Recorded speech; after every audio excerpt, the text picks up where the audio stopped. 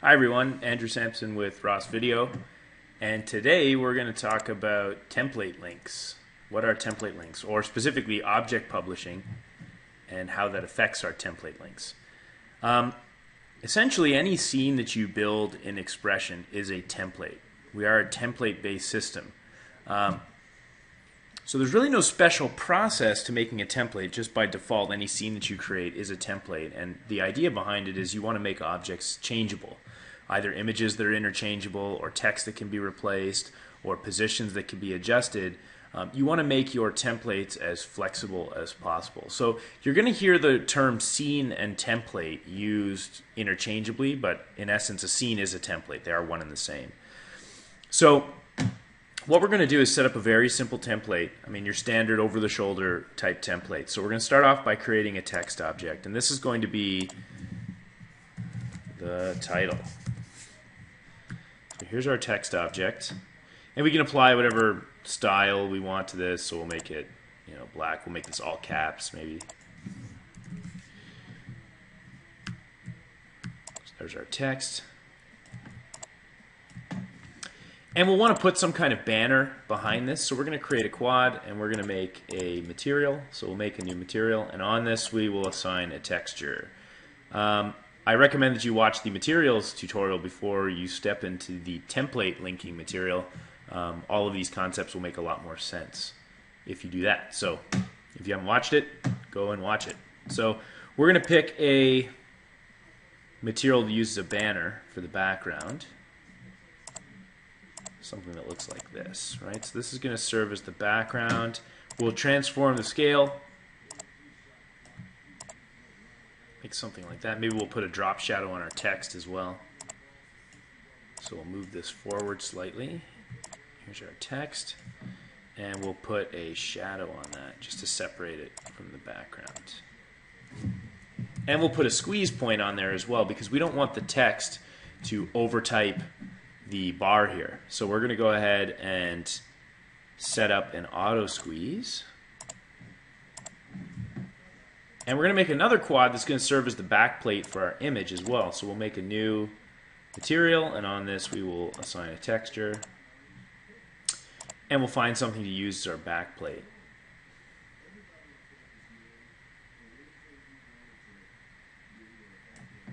That could be something simple like this gradient. Let's go ahead and use this gradient image. And we'll transform the scale.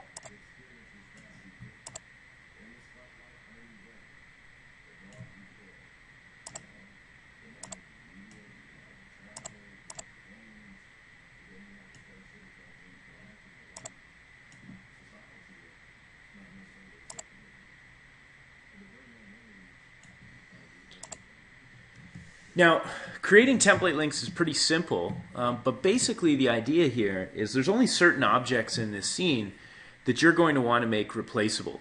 For instance, you're probably going to want to replace the text. You will most likely also want to replace an image. So let's go ahead and put an image on there as well. So let's make a new image, and we'll grab a picture of something to put on there. Or we can just use a placeholder image like this. That'll work. And we'll go ahead and we'll transform the scale of that as well.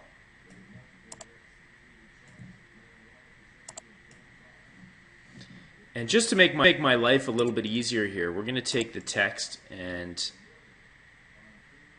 make it a child of its background. So let's call this quad object. This is text BG. Naming these objects is going to become very important, and you'll see that in this tutorial as we move along. And this will be called title.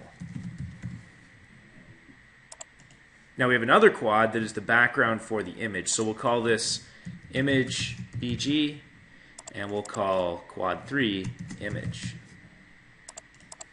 And I'm going to take my title and drop it down a little bit. And we'll also take our image background and drop it and make it a little larger, just to give us some more room to work with.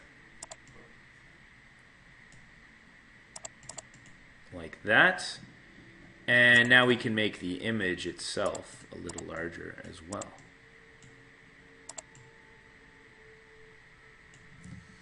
right, so there's our very basic over-the-shoulder graphic. Now, I'm going to add some extra pieces here just to give you an idea of what's possible with publishing. So I'm going to go ahead and create a group object, and this group object is going to be called subtitle.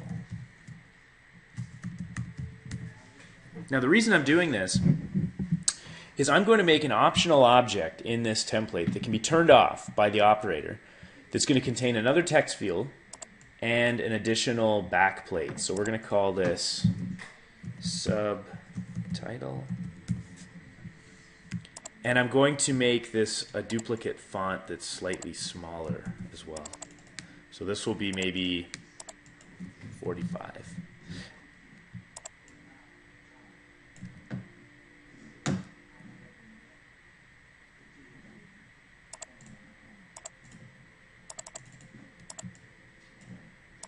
And we'll make a duplicate material as well because I want to colorize the subtitle a little bit. I want to use a different color. So we'll edit this and we'll make it sort of a dark.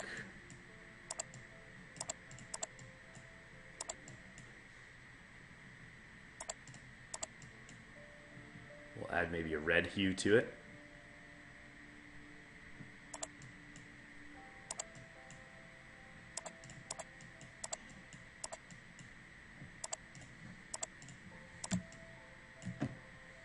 And we'll transform the scale as well.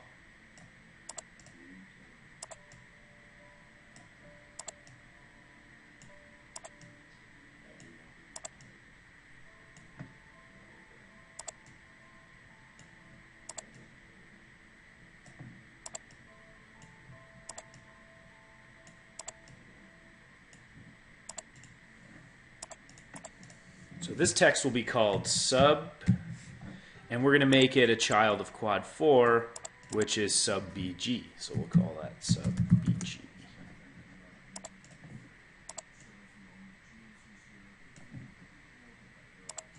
All right, so far so good.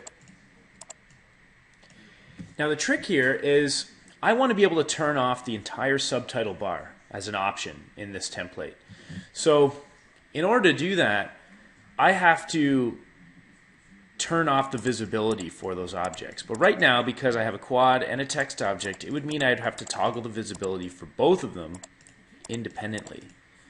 So what I'm going to do is I'm going to use this group object that's called subtitle, and I'm going to take both of these two objects, sub BG and sub, and drop them into that group object, because if you remember back to the object manipulation tutorial, we talked about how a group object can control properties globally for its children. So the group object in this case can actually toggle the visibility for the text and the banner. So we can turn those both off simultaneously. All right, so here's our basic template. Now we want to get into actually exposing these options to the operator. Exposing these options to whoever's going to change this template via the sequencer. So obviously there's only a few things we want to be able to change. We want to be able to change the image. So we're going to navigate in our object inspector to a tab called template links. And if we go to template links, you'll see an option to publish that object. So that's step one. We have to publish the object. Then we can also choose what attributes of that object we want to publish. Do we want to publish the material? Do we want to publish position, rotation, scale, visibility? Anything that you enable here will be exposed to the operator when they call this item up in the sequence. So I'm going to publish three things. I'm going to publish the material. I'm also going to publish texture position and texture scale. Now I'm going to publish those two because I want the operator to have the ability to change the scale of the image inside of this box. I don't want the box itself to get any larger, but because I might be working with an image that's the wrong size or the wrong aspect ratio, I want to give whoever's operating this graphic the ability to change the scale of the image inside that box. So we're going to expose texture position and texture scale. Now we also want to be able to adjust the content of this text, which is called title. So something to keep in mind is in Expression, text objects are automatically published. So this text object called title is auto-published. I didn't have to do anything there. Automatically published. If I don't want it published, I can turn that off. But in this case, I'm going to leave it published. I also want my subtitle published, and once again, text objects are automatically published, so we don't have to worry about that. So that's ready for replacement. Now I also want the ability to turn this whole bar off, this red bar with the subtitle.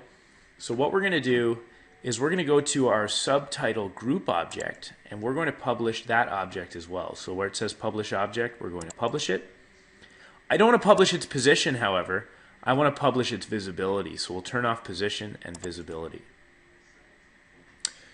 A very important part of this interface as well is the published object order, which is here on the right hand side. And what this does is determine what order these fields get presented to your operator in when you take this scene over to sequence for editing.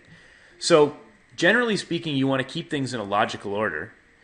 You know, if I was looking at this template sort of in descending order, the first thing you see from top to bottom is the image, the title, and the subtitle. So, you know, logically for me, I'm going to put the image as the first thing that we replace. So we're going to put the image as field 1. The title will be second. The subtitle will be third. And then the subtitle visibility. Actually, you know what? Let's change the name of this so this makes a little bit more sense. So subtitle bar. Let's call that subtitle bar. And you'll see that name update there as well. And then sub is the text. So we've got this all set up. So what is the end result? The end result is I can now change those 3 elements from our sequence interface. And this is really the way Expression was designed to be operated. So no matter how complex your template is, this is really the basic idea. So we're going to move over to sequence. And we're going to take this scene and we're going to drop it into our sequence. And what that creates is a take item. So basically we're creating a copy of the scene. Now at the bottom of the screen, we've got a window called the Take Inspector, and the Take Inspector shows you the options for the currently selected take item. And what we're going to focus on is the Template Data tab, which is right here. The Template Data tab shows us all of the published fields and shows us the attributes of those published fields that we can change. So for the image, we see material face, we see texture position, and texture scale. These are the 3 changeable attributes for the image object. So I can actually swap out this image field with a material, which means it has to be a pre-created material in my project. Or I can swap it for an image file, and I can just browse for any image I want. I could pop in the Canadian flag, for instance, right? And now we have a flag in that image holder. And you'll see that update in preview. Now here's a great example of an image that's not the correct aspect ratio. So maybe I want to stretch that. I want to adjust the texture position and texture scale. That's why we expose those attributes. So we'll go to texture scale and we'll adjust the X texture scale to correct the aspect on that image.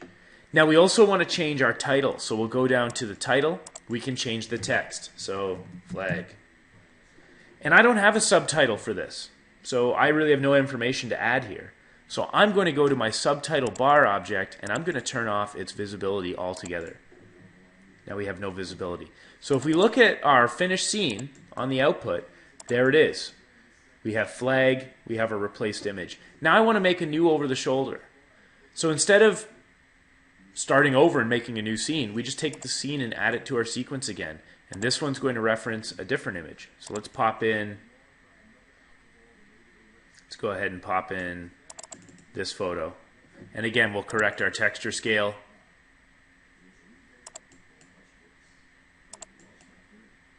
Like that. And we'll change our title to say concert. And this time we will leave the subtitle, so